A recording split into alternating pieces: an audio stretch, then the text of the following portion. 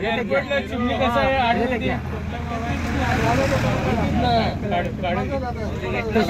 चिमणी कसं आठवते एअरपोर्टला विमान असं तिला विचारायचं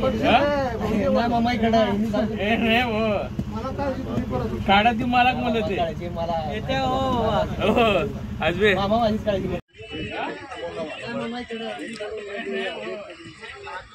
काढा ती मला म्हणत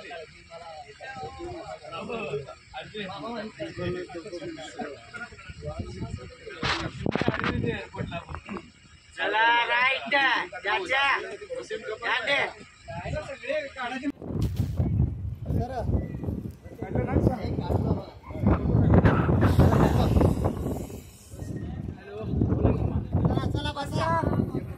चला चला वेळ झाला चला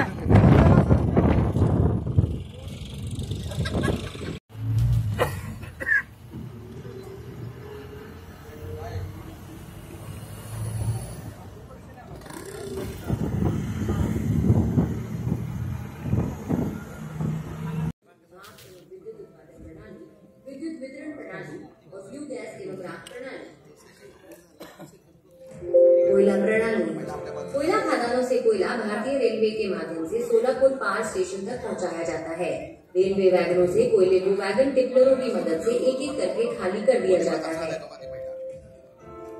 कोयले के छोटे छोटे टुकड़े करने के लिए कोयला कन्वेयर बेल्ट द्वारा क्रशर गृह तक पहुंचाया जाता है। इन कोयले के टुकड़ों को बेल्ट कन्वेयर के माध्यम से मध्यवर्ती भंडारण के लिए कोयला बंकरों में ले जाया जाता है। अधिशेष कोयले को स्टैकर रिक्लेमर की मदद से कोयला यार्ड में जमा किया जाता है और जब भी आवश्यकता होती है तब कोयले को पुनः प्राप्त किया जा सकता है।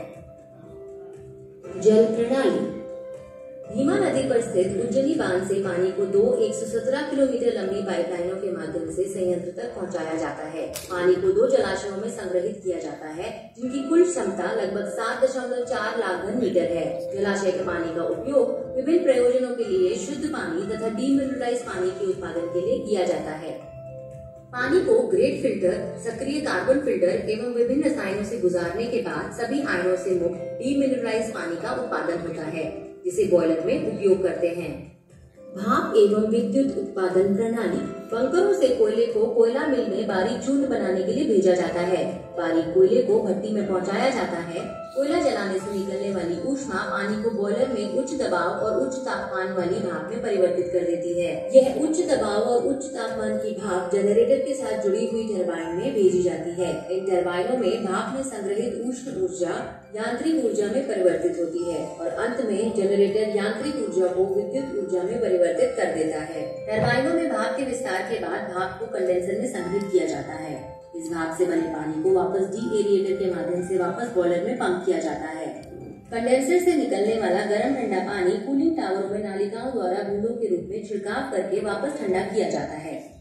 विद्युत वितरण प्रणाली जनरेटर द्वारा उत्पादित बिजली अंततः स्विच यार्ड के माध्यम से ग्रिड में वितरण के लिए भेज दी जाती है। फ्लू गैस एवं राख प्रणाली राख का लगभग 20% राख हॉपर में भट्टी के तल पर गिरता है जो पानी से भरा होता है और राख एवं पानी के मिश्रण को घोल के रूप में राख संग्रहण करने के लिए निर्माण किए गए तालाब में ले जाया जाता है। फ्लाई ऐश को इलेक्ट्रोस्टैटिक प्रेसिपिटेटर के माध्यम से शुष्क रूप में ESP हॉपर द्वारा साइलो में स्थानांतरित कर सीमेंट और निर्माण उद्योगों जैसे विभिन्न उद्योगों में उपयोग के लिए ढक कर ट्रकों या वैगनों द्वारा भेजा जाता है। ESP से बची हुई फ्लू गैस को फ्लू गैस डीसल्फराइजेशन सिस्टम में भेजा जाता है जिससे सल्फर का उत्सर्जन कम हो जाता है और फिर सुरक्षित फैलाव के लिए ऊंची चिमनी से छोड़ा जाता है।